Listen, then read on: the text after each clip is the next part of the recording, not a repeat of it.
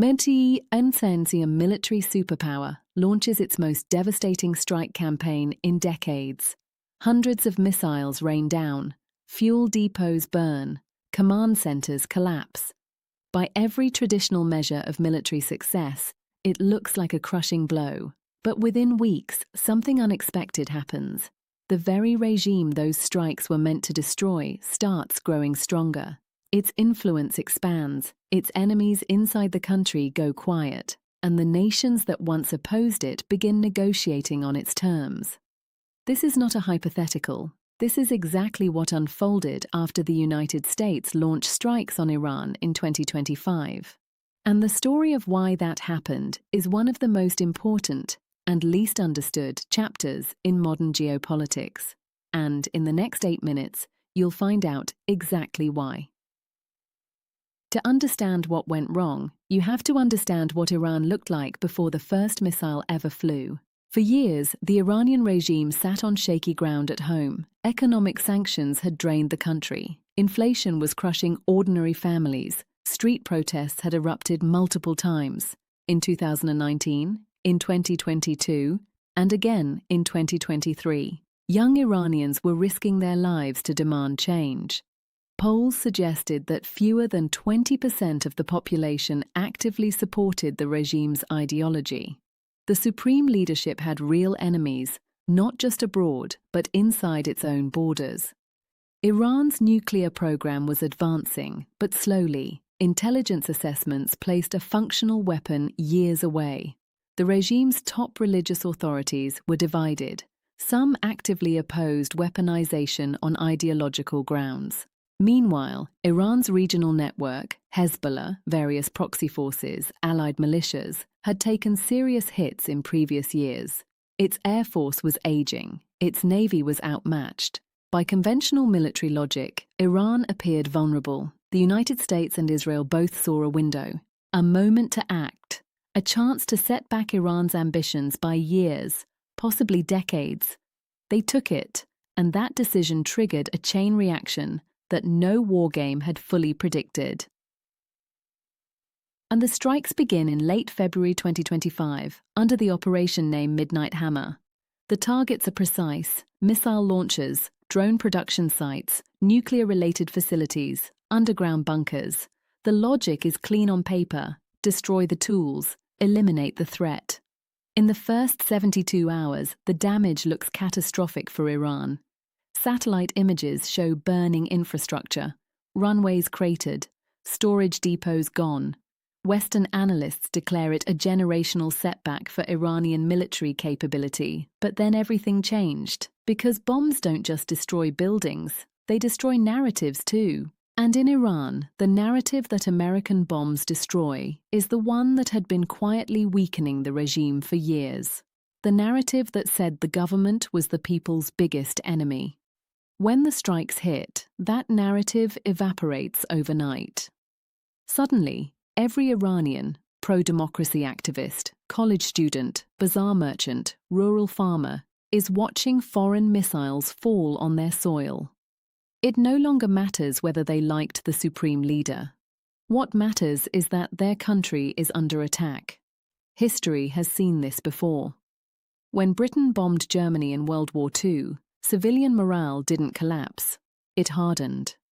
When the United States was attacked on September 11th, political divisions melted away instantly. Populations under fire unify. It is one of the oldest and most reliable patterns in human conflict. In Iran, the same pattern activates in real time. The pro-democracy movement, which had been the regime's most dangerous internal threat, goes silent. Not because it is crushed, but because its members are now focused on survival, not reform. Criticizing the government feels like betrayal when missiles are falling. No one saw this coming in quite the way it unfolds. Iran's military begins rebuilding within days, not because it has secret magic, but because it has factories, engineers, and institutional knowledge that bombs cannot erase. Within weeks, analysts estimate Iran is producing between 50 and 100 missiles per month. The drones keep rolling out. The supply chains, disrupted but not severed, begin reconnecting. Iran had already been exporting drones to Russia during the Ukraine conflict. That is not the behavior of a fragile state. That is the behavior of a functioning defense industrial base. And there is something else, something even more consequential. Before the strikes, Iran's internal debate on nuclear weapons was genuinely divided. The supreme leader, who was killed in earlier operations, had reportedly been resistant to full weaponization for both religious and political reasons. His faction argued that crossing the nuclear threshold would invite existential retaliation. The strikes eliminate that argument completely. The factions inside Iran that had always pushed for nuclear weapons are now winning every internal debate, not with logic, with evidence. They point to the smoking ruins and say, "This is what happens when you don't have nuclear deterrence.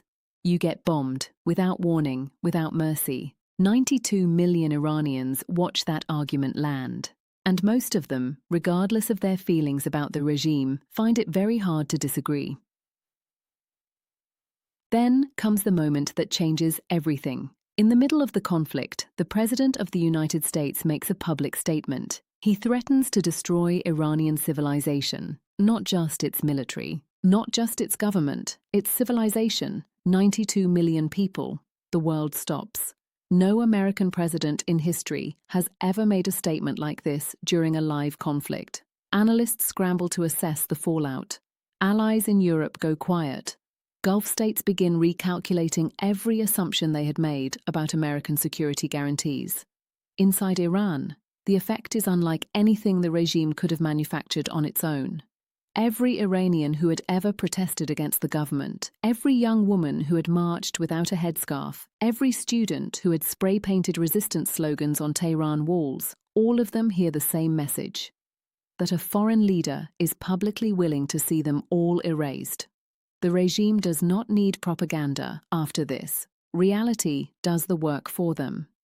Meanwhile, the ceasefire negotiations begin to reveal something that military analysts are slow to acknowledge publicly. The agreement that emerges does not look like the terms of a defeated nation. It looks like the terms of a nation that holds leverage. Ships pass through the Strait of Hormuz, but they pass because Iran allows it. That is not a subtle distinction. That is the entire distinction. The Strait of Hormuz is the single most important choke point in global energy markets. 20% of the world's oil moves through it. Every Gulf state, every Asian economy, every European manufacturing hub watches who controls that waterway. Before the strikes, American naval power provided that guarantee. American bases, American ships, American deterrence held the strait open. That was the foundation of American influence in the entire region.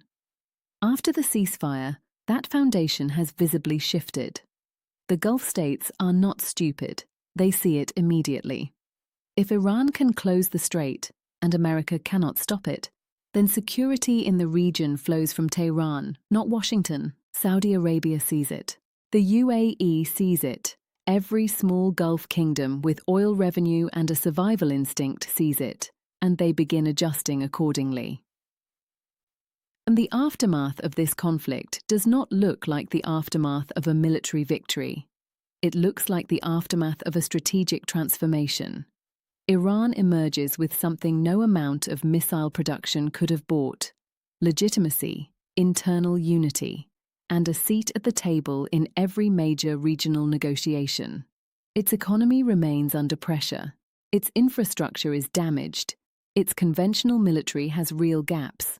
But the key ingredients for long-term power, popular support, nuclear momentum, regional leverage, and great power backing from China and Russia, are all moving in one direction. Analysts who study the arc of modern conflicts note a troubling pattern.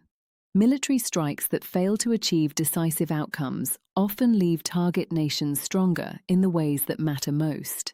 Vietnam, Iraq, Afghanistan, each case different. But each sharing a common thread: the gap between tactical results and strategic consequences. Iran's defense industrial base is not destroyed. It is motivated. The same engineers who built those missiles are still alive. The same knowledge exists. And now they have the clearest possible reason to build faster, build more, and build a deterrent that no foreign power can threaten to override. The nuclear question, which once seemed years away, now dominates every intelligence briefing in Washington, Tel Aviv, Riyadh, and Beijing. Experts estimate the timeline has collapsed, not because Iran suddenly gained new technology, but because Iran gained something more powerful than technology: the will. History teaches a lesson that military planners consistently underestimate. Destroying a government's weapons is hard. Destroying a population's resolve is nearly impossible. When those two things combine with external threat and internal grievance, the result is almost always the same. The targeted regime survives, and survives stronger. This is not a defense of any government or ideology. It is simply what the evidence shows, repeatedly, across decades and continents. The question now is what comes next. Will Iran test a nuclear device within a year?